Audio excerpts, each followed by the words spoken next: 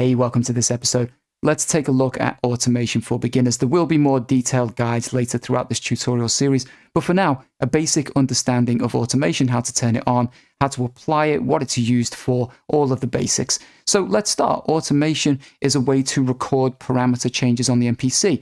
If you come from a DAW, then you already know about automation, Ableton Logic. You can automate parameters so that you can create things like filter sweeps. And we're going to do a demonstration of that now to kind of clear it up if you're not familiar. But for absolute beginners, that's what it is. Whatever the parameter is, a volume change, a change in EQ, something, you can record the motion of that so you can get effects in real time. It's kind of fun to play around with. It will make more sense when we do a demo. So we've got a basic loop.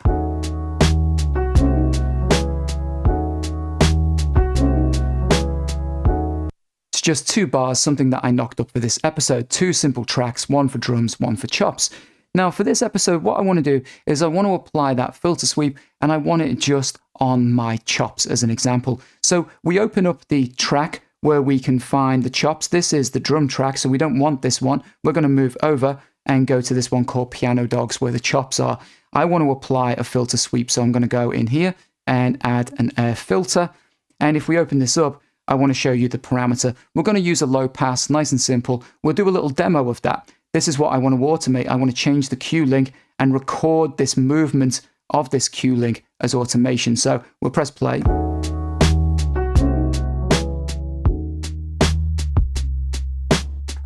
But that's the general effect that I'm after. So I'm going to put this back. In order to arm automation, you go to your main page. You can close this down if you need to, but it's on the top bar. And we can arm for automation. So it's ready to start recording that automation. The tricky part with the MPC, and it can be tweaked with some settings, but for today, just keep it nice and simple, is that whenever we start playing, if I start playing this loop,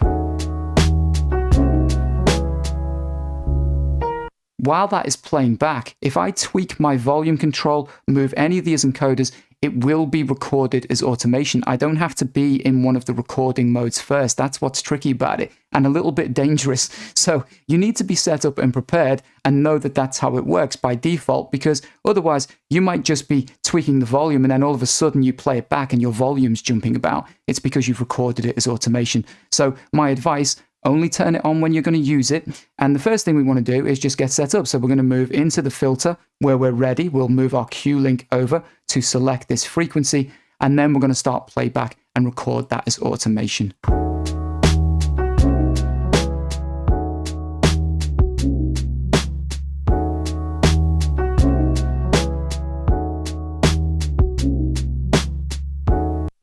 And there you go. You can see how that's been recorded throughout. So you can see the movement of that cue link being recorded. Just opens up a world of possibilities. This is just one basic way to do that, but we are applying that filter sweep to our chops. Now, quickly before we end this episode, there will be more deep diving into this subject because there's a lot to cover, but I just want to show you how you can get rid of that. The first thing we want to do is just make sure we go back to turning it off because we don't want to start tweaking other things and having it recorded. But if you want to remove that automation, one way that you could do it is go to erase. And for the sequence, you will see we could go to automation and then go to parameters. And here we have our track control frequency. So we could say do it and we can erase it from this menu. If we say do it, that will erase, but I'm not going to do that just now because I want to show you another location. You can go to your grid view. And surprisingly, underneath, if you don't have this open, you can open up this little arrow tab, click velocity and scroll through. And in here, you will find the same bit of information. You can actually tweak it, play around with it here, but we can also delete it as well. So in a nutshell, that's some basic automation. See you guys in the next episode.